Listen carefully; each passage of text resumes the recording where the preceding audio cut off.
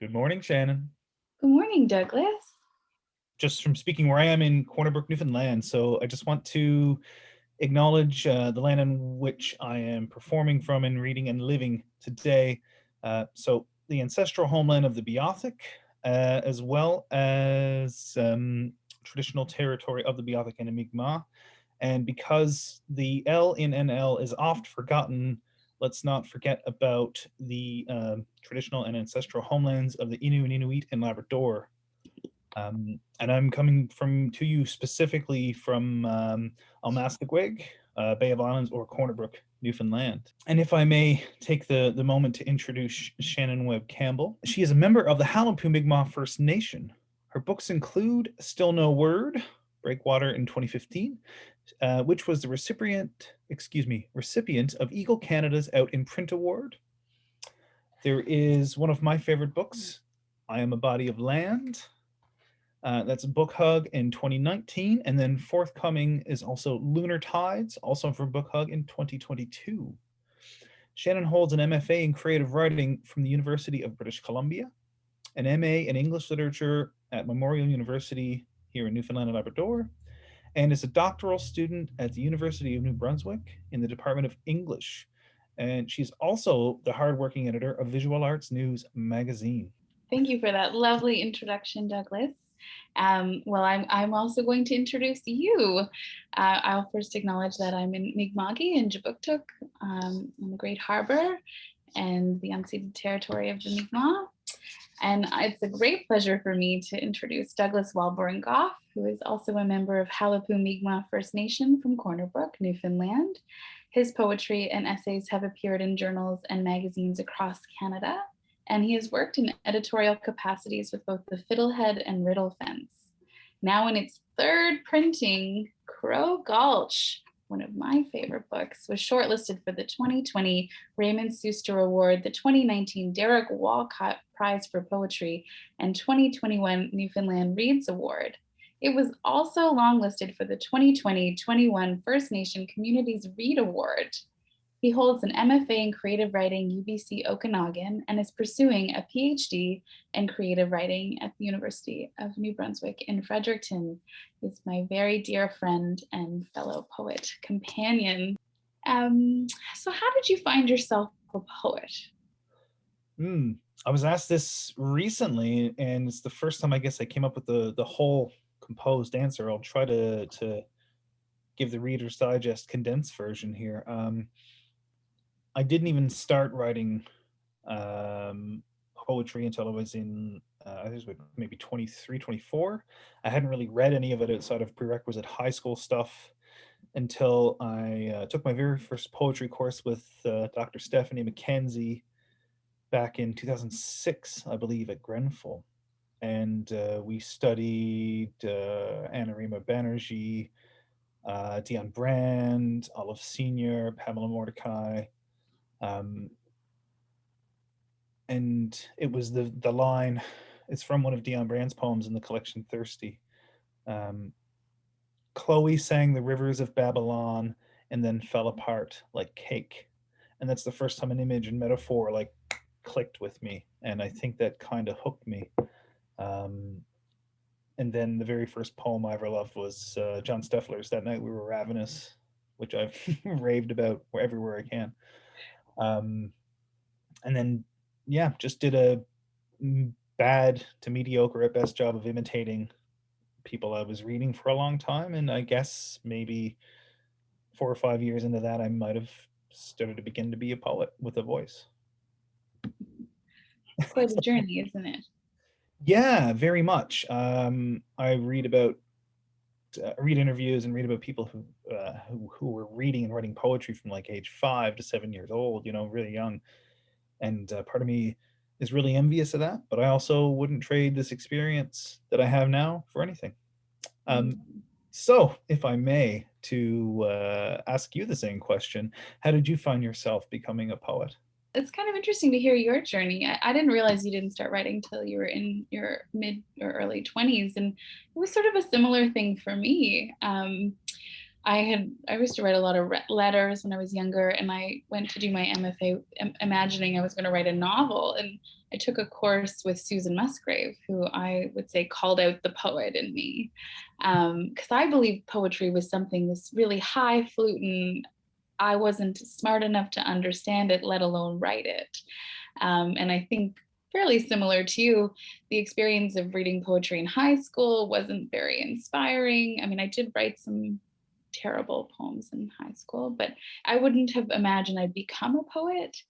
But I was thinking recently, I did read a poem at the Seahorse. Maybe I was 24 or something, and it was this really awkward poem about Newfoundland, and maybe that would have been the beginning. But I would have never called myself a poet. It took a long time to even get to that place. I think even having the first book out, I was like, I don't know if I'm really a poet. But now I think I feel a little more comfortable with the term. But I was thinking of you the other morning when I was reading Steffler's That Night We Were Ravenous, and how when we read something that evokes such an image or such power, like maybe it's the imitation is the becoming the poet, the starting point.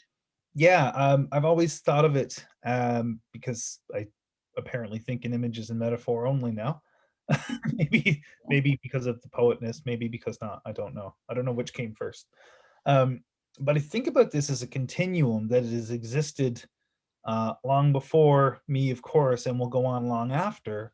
But you meet people who are already in there, but have been brought in there by somebody else who's already in there. And so my hand was taken by, I would say, Steph McKenzie, John Steffler, and Randall Maggs. Those would be the three people I learned from at Grenfell.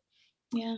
And even though I've been on the continuum since that, there are many more people I have met while on it who have already been on it before me, who are there along after me, and I'm continually learning from. And then I'm also, um, in yet they're very small, and I would say humble ways, but I've been able to hopefully help a few other people in the same way I was helped, and that's something I hope to continue to do.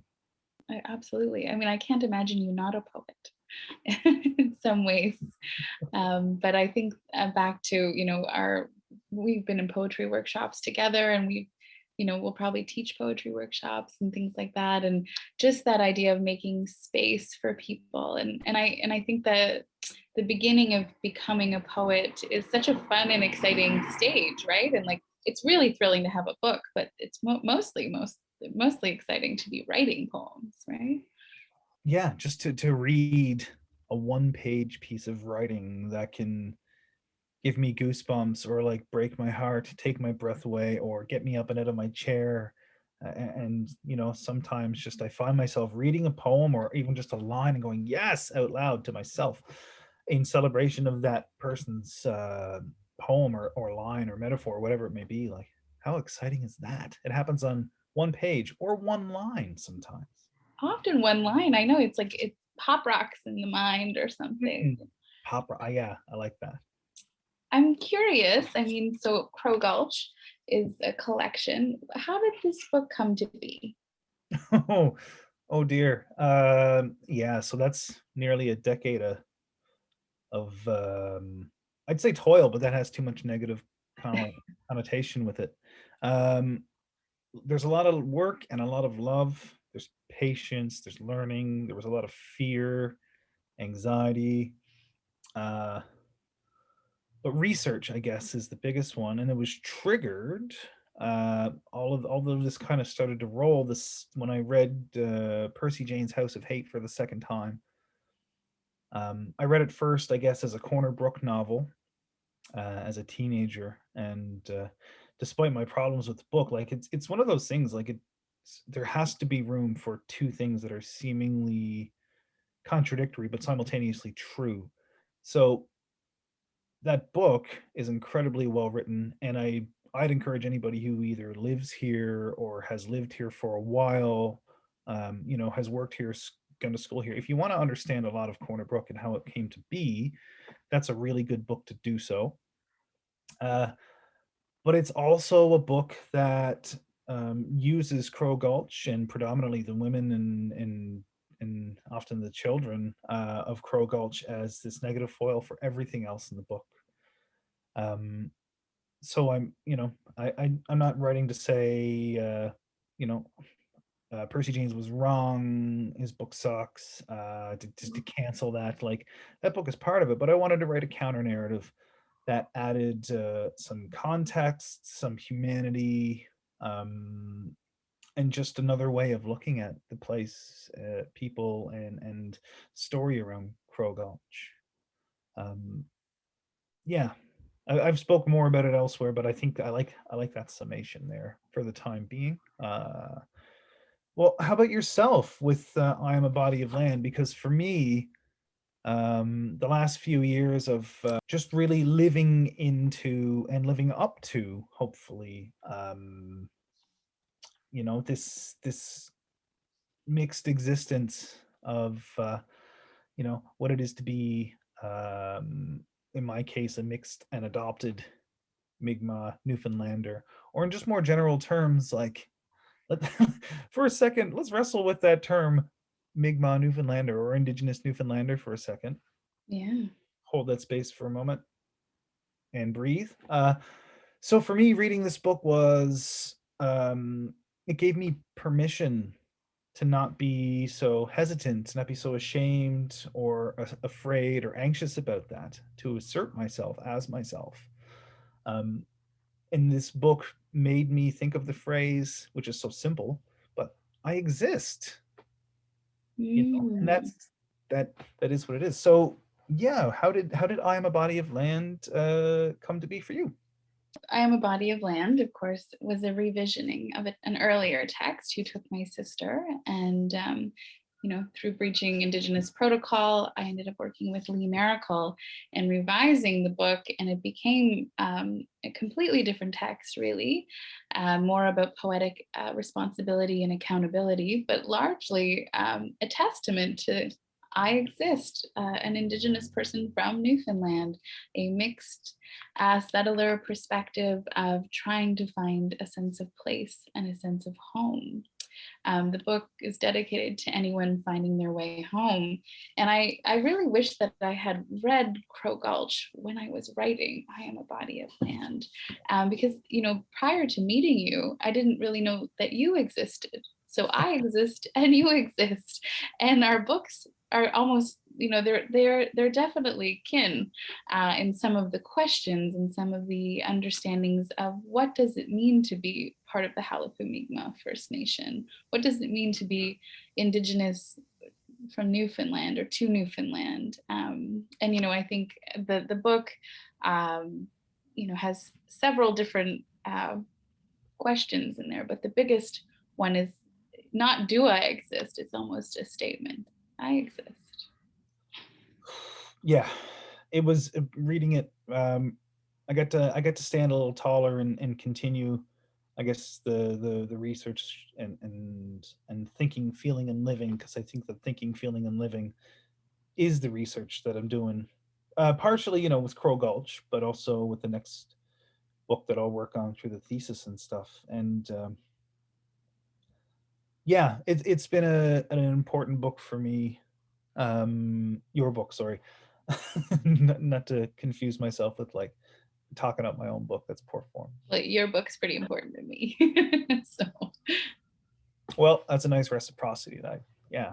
I also got to teach a poem from your book in the course I taught this year, and I got to introduce my students to the fact that, like, Newfoundland did and does have Indigenous people, and there's a political colonial history there that is pretty damn recent in terms of, let's say, our our first official boss as a province decides to make this public declaration of erasure for us, and that only happened in 1949. not long ago. We're still living out that lie. Oh yeah, oh my goodness, yeah, and yeah, there's enough. If anybody ever wants to Google Halapu Mi'kmaq First Nation, and it's not the normal Google results, it's the news results. So all the CBC articles I've noticed, where you get to see some in-depth reporting. You get to see some news, just testimonial and experience in very plain and honest language about what the lived experience is here and has been here. Mhm. Yeah. Yeah, so this was a key part of, I wanted to make sure that the students had a good idea of what Indigenous literature is in Canada in the last 10 years. And particularly, this text was also like, hey, we're still here. We're part of the conversation all the way over on the West Coast, or sorry, East Coast Canada, West Coast Newfoundland. Um, but sorry, that's not to say that the island, all encompassing, of course. I don't want to just talk about Western Newfoundland because that can be an oversight as well that I don't want to get confused. But yeah, a lot of those students had no idea. And I think a lot of Canada possibly had no idea, or didn't, didn't just, maybe if they did hear about it or know about it, just like, maybe haven't paid attention to it. And maybe I'm wrong about that. I'd love to be wrong about that. But that's just the experience that I've had with reading and speaking with people. I mean, very similar experience. I also taught your work this semester to bring in the Newfoundland indigeneity, and many of the students didn't realize that there were Indigenous people in Newfoundland. I taught your poem and Michelle Porter's work together. I taught Childhood Remembered and your poem about your beautiful mother, Geraldine Webb-Campbell. And just thinking about, you have a lot of poems about your family and about your ancestors, and so do I. Like, I think it's really interesting to see both these collections in conversation now with a bit of perspective, right? Yeah, absolutely. Just how much we are both thinking of land and family connection, and how we navigate a Newfoundland indigeneity. And I mean, I guess there's the obvious argument to be made that like that's not a specific to Newfoundland thing. That's um, a very Indigenous way to look at things anyway. I think through connection with land and tradition, culture, but land and family being two very large ones. Mhm. As finding ways back to tradition and culture. Absolutely. I read a term this morning that I've been thinking about, Newfoundlanders being spiritually adrift when we were away from home, from the island. And I Oh thought, yeah. oh, that's really interesting. It was in the introduction to a Canadian play anthology. But to think of, what does it mean to be spiritually adrift? What does it mean to be away from home, right? And I think you take that up in Crow Gulch as well. Yeah, I And you mean, write with such sense of place, like you are the rock and the earth and the land and the water. yeah. I found myself, I left home when I was 17 and got a job in a factory and slept on a couch for 4 or 5 months. And I figured, okay, this will be about par for the course. I'm supposed to leave home and go find work in Ontario. Um, and I guess now the equivalent would be Fort McMurray or Northern Alberta. Mhm. Um, and I've left home other times for work, other times for school. But every time I do, there's this resounding pull for home always. Mm. Um, I remember living in Kelowna, and just there's the Lake Okanagan is gorgeous, big, Mhm. beautiful, and even the profile of the hills on the other side across from downtown Kelowna, very similar to the North Shore Bay of Islands hills kind of horizon line. And that I would hear a seagull, I would see that horizon line, those hills, and the particular part of Lake Okanagan as well. It's a similar distance across from one side to the other, so it always keenly reminded me of the Bay of Islands of Almastigweg, and I was always very, very homesick for that. Mm. And I think as well, I've always had um, like I've learned to think creatively and I've learned to think academically, but my gut instincts are very much in tune with the tangible, the physical, and of course in concrete language of description in the poem, and I guess that's where the strong sense of place and land comes from in that in Crow Gulch, because just as much as there's writing about story and about history and stuff like that, there's also, yeah, there's a lot of physical, geographic, solid rock, solid land. um, there's one of the poems, Influences, which basically is a list of all the different places of land and flora and fauna that were kind of in my psyche constantly growing up. Well, how about you? Because I mean, you've lived away. You're living away from here now. Mhm. Um, but this book is very obviously a book with incredible ties to Newfoundland. So for you, yeah, how do you live and navigate that? How does that feel to write about here, whether being here or not being here when you do so? Hmm. I mean, I think I've lived in Newfoundland several times in my life, and whether I'm there or I'm not, I'm always thinking about it, and I feel like I'm often writing myself away from Newfoundland or back to Newfoundland. But it seeps into everything I write and how I think. And I remember when I was working with Lee Maracle, she said, you're born with the voice of your mother and your father in your body. And I think in some ways having, very gregarious Newfoundlander parents who also were part of the Newfoundland diaspora and lived away, and home, this longing to go home is so bred in me and bred in them. And I think in a way the poetry is a way for me to always go home. Yeah, there is something about every time I have been away, it's been reading stuff written by Newfoundland authors or stuff about Newfoundland. Um, that's been a big salve. I Am a Body of Land, of course, being one of those books.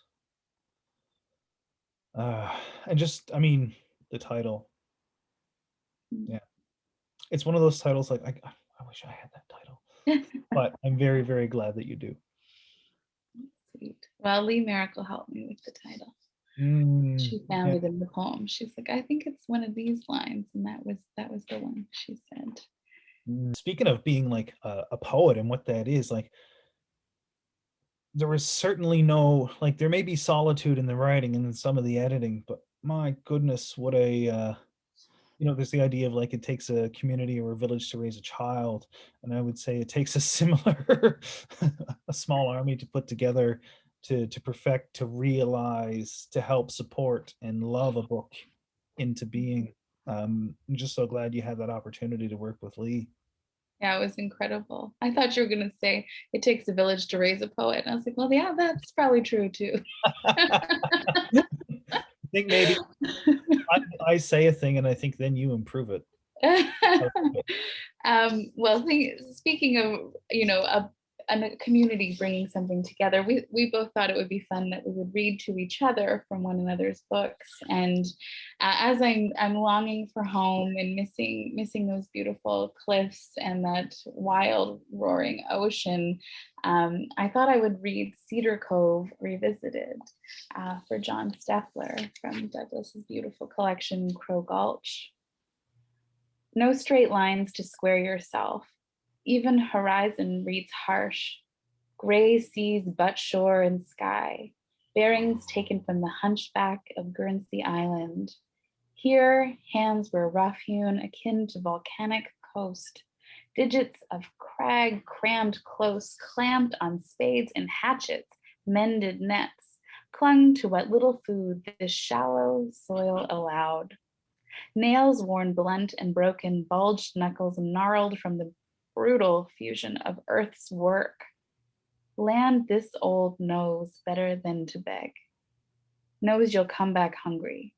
Questions circling your skull like a flock of gulls. Accept this rock. It's odd love. I've never heard that read to me. That was beautiful. Thank you. It's a beautiful poem. I read Steffler's poem this morning too, and I have to say yours is a little better. Well, that's very high praise. Thank you. I will say this: I spent that's one of the poems that took me the longest to write. It's one of the shortest, but I think I wrote and worked and wrote and worked and wrote. It was about 6 or 7 years trying to get that right. Yeah. Yeah, because I had to keep rewriting until I was no longer just mimicking John. I mean, in Cedar Cove is such an important place to you, but the last line is what kills me about this poem. Except this rock, its odd love. Ooh, it embodies Newfoundland. It's an odd place to love, and the love that it offers is odd. I don't know. It probably means that I'm pretty odd too, and that's okay. Makes two of us. It's a unique love. It's a there's nothing like the love from Newfoundland, which is a complicated love. Well, yeah, you don't come here for the weather or the politics or the economy. No. I would love to read Letter to Joseph R. Smallwood. And I'll do this and become instantly 2% smarter looking. So this is a poem. This is the poem that I actually brought up in class when I taught, because I wanted to make sure we could at least talk a little bit about the Halapu Mi'kmaq First Nation, that recent history, the tumult, and I didn't get to touch on it a whole lot because of time constraint, but I wanted to make the class aware of it. Like Thomas King's book, The Truth About Stories, he ends the story like, now you have it. You can no longer say you don't know it. Do what you will with it, but yeah, now you're aware. So I wanted to leave the class with that impression, and I try to do so kind of like all the way across the Canadian portion of Turtle Island, but I wasn't going to forget Newfoundland. And this poem is after Marilyn Dumont's letter to Sir John A. Macdonald, and I brought the two poems in, and I wanted to show them like, yeah, so the first Prime Minister of Canada, and then we have the first Premier of Newfoundland, and very, similar things going on and very similar writings back. Mm. Dear Joey, I'm still here and mixed Mi'kmaq after all these years. You're long dead, yet Confederation couldn't stop Newfoundland's ongoing colonial violence. You continued so unapologetically, telling Ottawa there are no Red Indians. Nancy, April, we killed them all. And Joey, after all your declarations bowing to the settlers, we're still here. We remain Mi'kmaq despite stolen status cards. None of us landless, all of us caribou. Mm. And for me, those last two lines, none of us landless, all of us caribou, and particularly that I like, technically we are a landless band, and still it's a strange thing to be so isolated and landlocked and interdependent with this land, yet be a landless band of Indigenous people. It's a strange concept that I think a lot around and a lot about.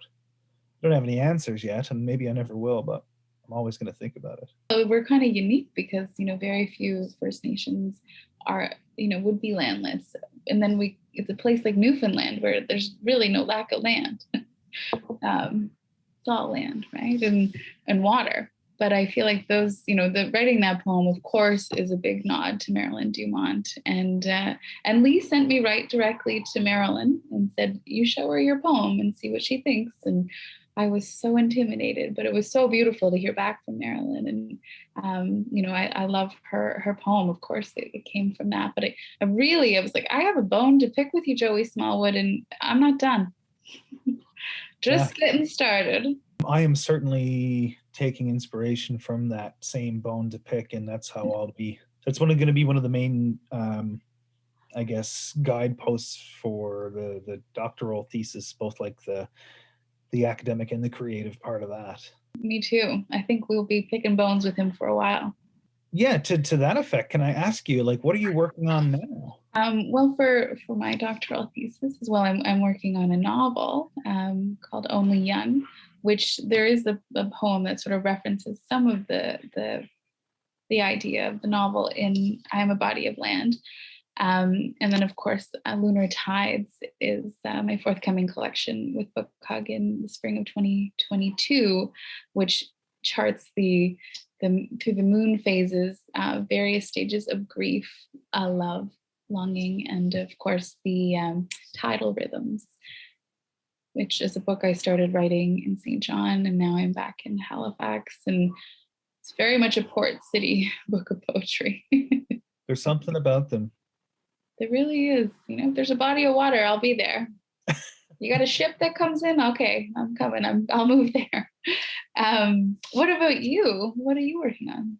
This may be poet faux pas, but I've written only one poem to any sort of semblance of completion in the last calendar year.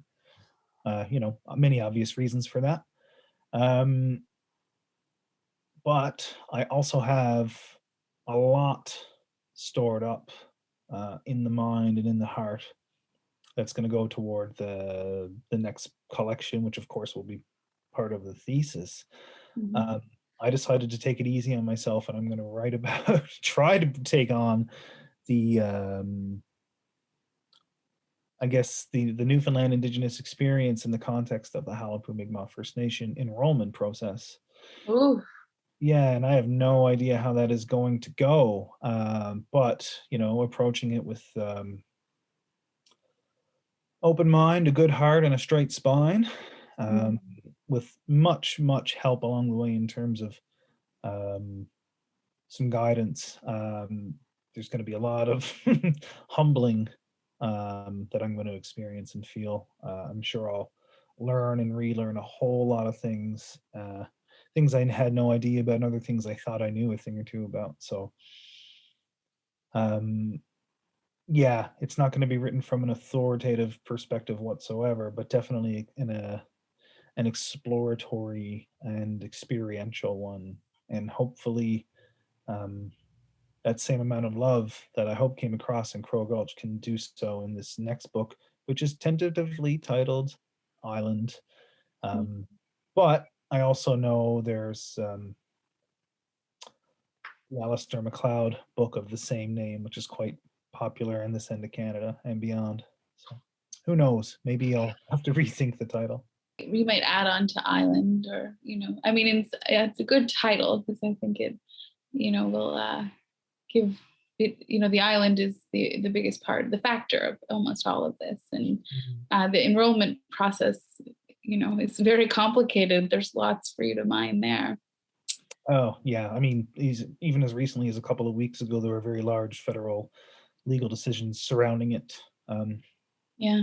And those go back quite a ways, and they're not done yet by a long shot.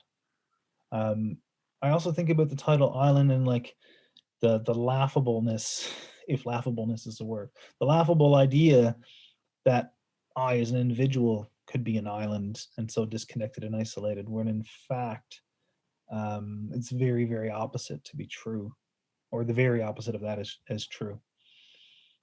So I kind of want to dismantle that as well, because there is a specific history, set of circumstances, political, economical, and otherwise, that create a specificity around Newfoundland indigeneity, but we're not the only group of Indigenous people with this incredible specificity to ourselves, so I don't want to try to wave a flag and say, hey, look at us, we are the most unique or the worst off, because I don't think that's true at all. But I also think there's room at the table for everybody to be recognized within their own contextual specificities, or at least that's how I think and feel now, and I hope, and we'll see what the experience of this research and writing brings about to that end. I mean, it could be capital I, land, right? Oh, see, I say a thing, you say it better.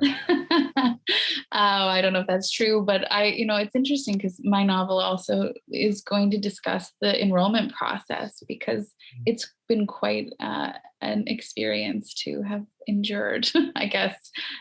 So I look forward to our, many conversations as we go through writing these dissertations. Oh goodness, yes. The exchange of ideas, the reciprocity of support and care, the criticality we can bring I think it's going to be, yeah, maybe it takes a village to raise a poet, and it also takes a village to get through a PhD. Absolutely. It definitely does. It's been such a pleasure to talk to you this morning. Oh my goodness, better to talk to you. I talk to me all the time.